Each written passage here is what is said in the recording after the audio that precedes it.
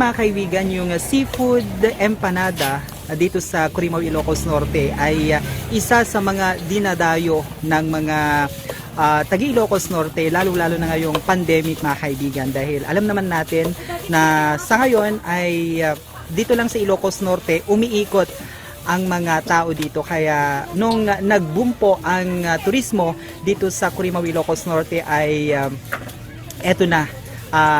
Ang isa sa mga pinupuntahan dito sa Torre, Corimao, Ilocos Norte ay ang seafood empanada. At eto na ngayon mga kaibigan, titingnan natin kung paano siya gumawa at paano i-prepare ang seafood empanada.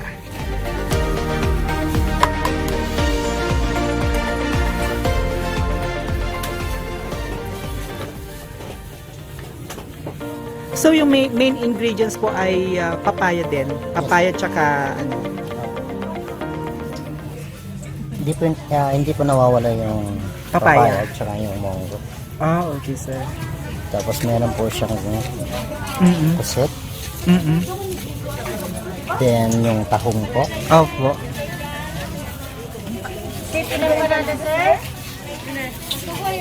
Actually meron siyang pasayan pero wala po kasi tayo ngayon. So Pasayan. lalagyan po natin siya ng squid ball. Oo. Then meron po siyang crab meat. Okay. Yung crab meat po. Yan po yung banana niya. Okay. Actually hindi kami naglalagay ng kurita kasi yung kurita kasi is maselan sa pan. So ito lang muna yung inilalagay namin na ingredients po ng seafood and banana. Okay. So ito po yung Okay, sige sir. final natin. So how many minutes na iluto siya? Along 5 minutes. Okay na po. Kasi i-well lang kasi yung egg na para mas masarap po yung egg. Okay. Lalagyan po natin ng konting gulay po para meron din siyang laman sa loob. Tapos ito na po yung egg. Okay. Natin patik ko ng mandeta, basik.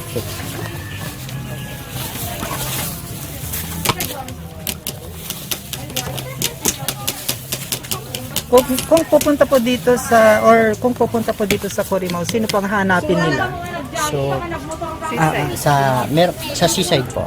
Seaside. Kay Manong Jessie. Ako po yun. Hello po. Sige po. Sana po magustuhan yung trending po ngayon na seafood. Dakayti ano sir? Dakayti first nga nag-arami ti empanada. Actually sir, kasi dito po yung sa kabila, sa street side po yung, siya po yung nauna naglabas po ng seafood.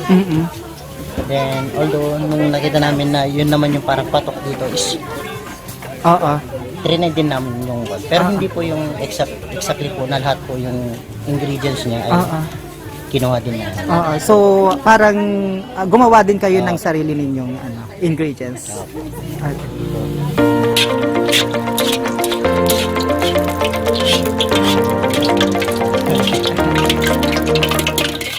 Actually mga kaibigan, ayon kay Kuya, 4 to 5 minutes iluluto siya. Then, ayun, very crunchy na. Pag